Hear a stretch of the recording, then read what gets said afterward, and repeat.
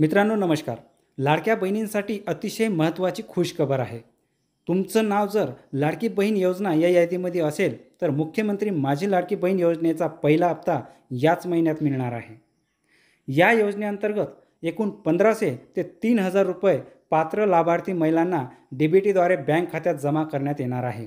विशेष म्हणजे सरकार या योजनेचा पहिला हप्ता रक्षाबंधनाच्या दिवशीच पाठवणार होती, पण आता या संदर्भात मंत्रिमंडळाच्या बैठकीत महत्त्वाचा निर्णय घेण्यात आला आहे. काय निर्णय आहे चला बघूया.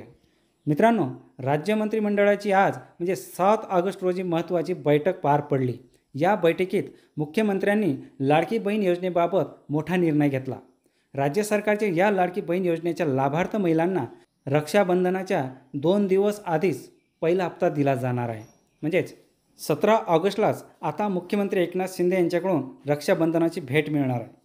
19 ऑगस्टला रक्षाबंधन येत आहे, मात्र योजनेचा पहिला हप्ता 17 तारखेला सर्व लाभार्थी महिलांच्या बँक खात्यावर पाठवण्याचा निर्णय आजच्या मंत्रिमंडळाच्या बैठकीत घेण्यात आला आहे. आगामी विधानसभा निवडणुकीपूर्वी राज्य सरकारने जाहीर केलेली लाडकी बहीण योजना ही सर्वात महत्त्वाकांक्षी योजना आहे.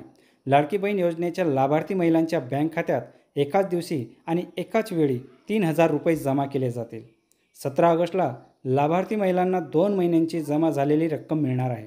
विशेष म्हणजे लाडकी बहीण योजनेचे पैसे मिळविण्यासाठी महिलांना जास्त वाट पाहावी लागणार नाही, हे स्पष्ट झाले आहे. 17 ऑगस्ट रोजी सरकारने पैसे वाटपाचा निर्णय घेतलेला आहे.